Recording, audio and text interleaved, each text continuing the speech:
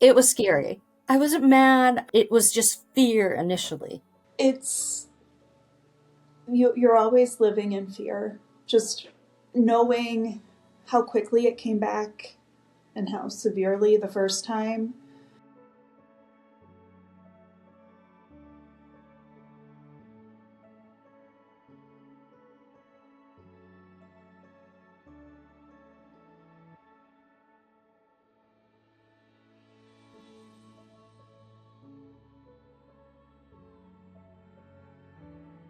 I feel like I'm living on borrowed time, but I am very grateful that I've had the time that I have. I can't sit here and cry and roll into a ball and stay in bed and just wait. I can't do that.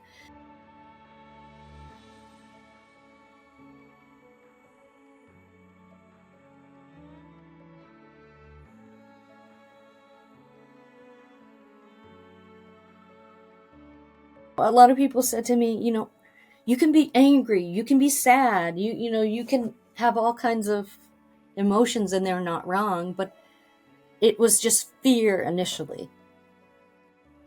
And then I said that I was going to kick cancer's ass. I just told my daughters that it isn't curable, and I will be with them as long as I can. Originally, I had fibroids. So I had um, excess bleeding during my menstrual cycle. And at that time, I'm like, well, this isn't really great. This is not typical.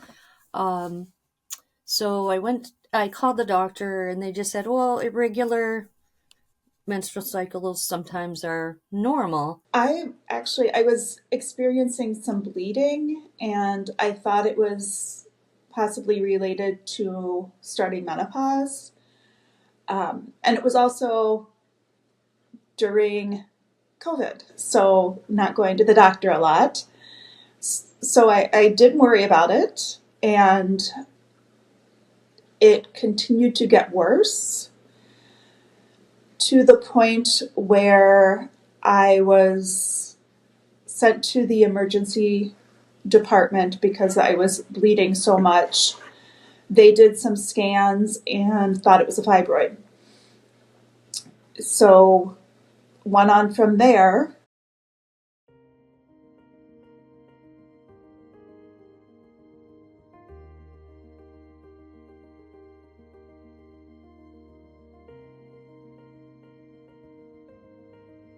I was confused because I had an early surgery. They told me about how long it would take. And I just remember coming out of the anesthesia and seeing the clock in the recovery room, and it was 3 hours later than I thought. I'm still pretty out of it. And my surgeon was there, and she told me that, when they started the surgery, things just didn't look right. So she sent a sample off just to see, and they didn't know what kind of cancer, but that it was cancer.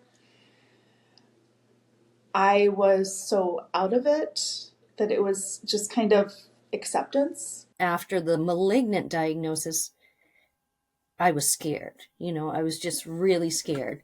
And I I'm the kind of person who, when I don't know what something is, I have to Google it. I have to look it up. And my doctors don't recommend that. They said Google is not your friend. But I always want to learn. I love reading. I love doing my research. So I did Google it, and it was scary. The life expectancy, that was like my main concern, was the life expectancy. I did, I did more research. Um, that's when I started self-advocating and exploring every website that dealt with PEComa, any research study that I could find. Well, it's more websites on sarcoma, which is really annoying too, because it's like cancer is so rare that there's not a lot of research studies. There's only like one FDA approved medication for the disease. Um, so that was annoying because it's like there are so many other cancers that are well researched and studied. And, you hear about, the typical cancers all the time. And there's so much research and um, not activities, but advocacy, outreach, events on, other cancers. And this was tricky.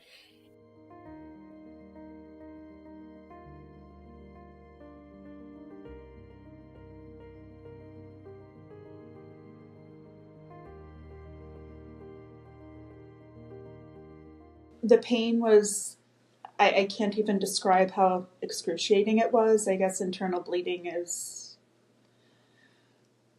one of the worst pains that you can feel.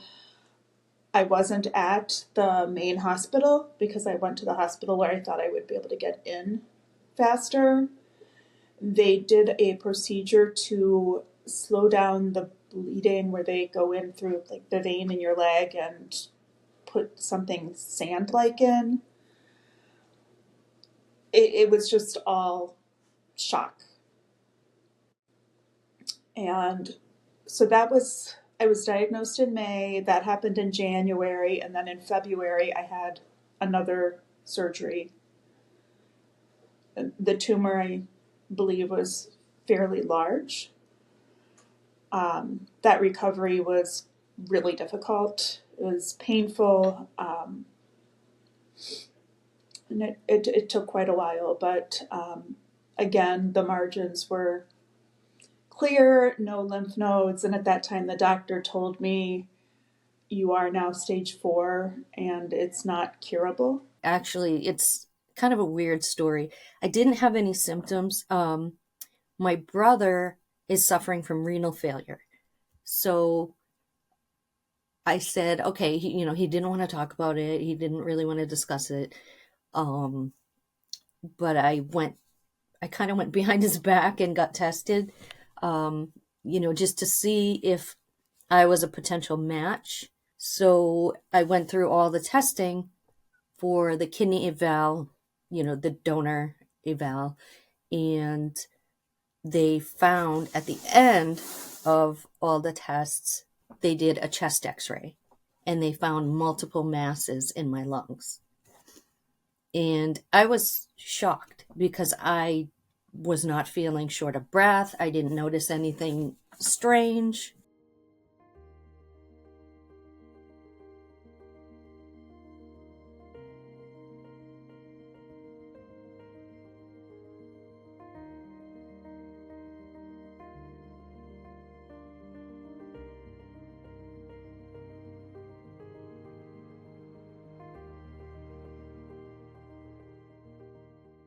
It was like, okay, well, what's going to happen? Is my hair going to fall out? Am I going to be, when you think about chemotherapy, you think of the worst. Like, am I going to be having extreme sickness? Am I going to lose my hair? Am I going to be able to function? Those were my main concerns. And I was okay until that appointment. I was apprehensive, but I was okay until we started discussing it because then it was real. Um, and I cried for that appointment. It was approved, I believe, by the FDA a month before I started it. So I could not be more thankful that they were able to develop that and when they did. So I started that in April of 2022 and just told my daughters that it isn't curable, that I'll be on this medication and I will be with them as long as I can.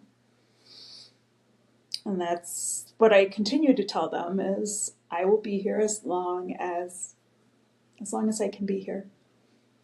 I honestly didn't think I would be here now, based on being told that in the clinical trials that it typically works for a year and a half to 2 years.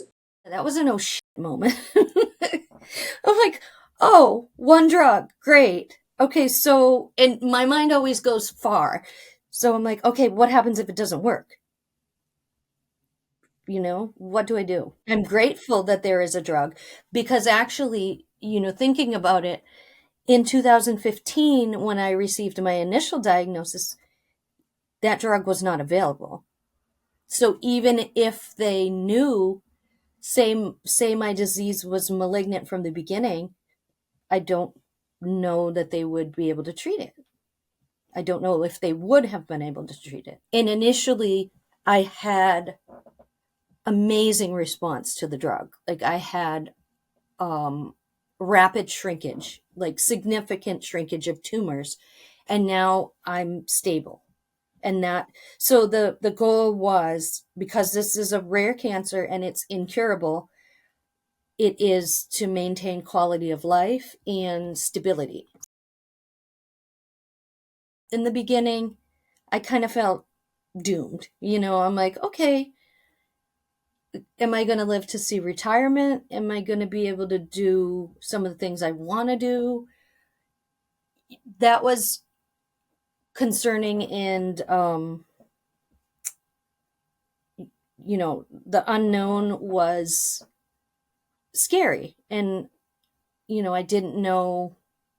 I mean, nobody knows. Nobody knows when their time is up. But, that's always in the back of your mind, I think, with cancer. Uh, Not like necessarily, I don't dwell on it, but every once in a while it'll pop up. And I'm like, okay, so what do I do? Do I retire now? Or do I make sure that I have something for later? I I'm working. I'm still working. I'm working part-time, because I need some kind of normalcy in my life. I need structure. Um, I have to be. I have to have a purpose. Mainly because of my daughters and the fact that there really isn't another option. I will take what I have right now with the limitations that I have, which there are side effects, but given the alternatives, I want to be here and get my girls in as good of a place as they can be. I can't imagine losing a parent, as a teen or early 20s, because my parents are still alive and doing well. They're a big part of my support system. The one good thing is I learned more self-advocacy out of this.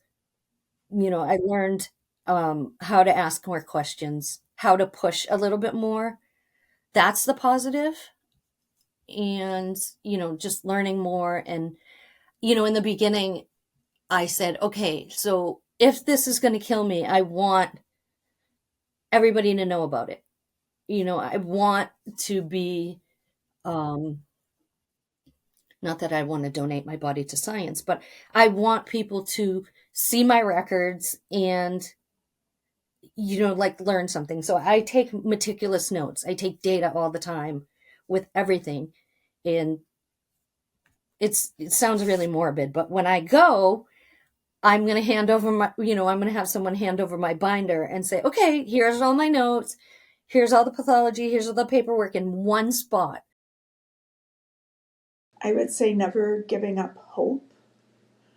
Um, Not looking at other people's health situations that might have the same diagnosis and assuming that you will follow the same path. Your care team knows you the best and they're focused on you, and you don't know what's going to happen. And I feel like right now, at least, I'm kind of proof of that. My goal was to, during when it came back in my liver, my goal was I wanted to be around for my youngest daughter's high school graduation and my middle daughter's college graduation, and those were last May and June.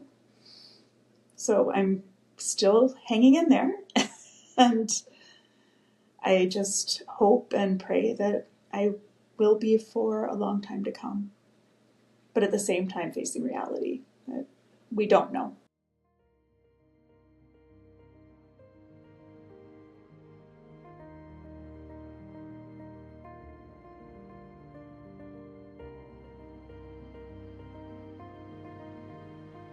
I just want people to be aware of PEComa. I want people to know what it is. So, like, when somebody says breast cancer or leukemia, people know what it is. But people don't know what PEComa is. There are a decent amount of people that I've run into that say they know what a sarcoma is, which is rare also. But then the subtype is ultra rare.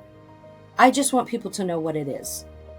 Um, and I want people to become curious so that if they know what it is, there's more exposure. If people talk about it, there's more exposure. So awareness is like super important to me.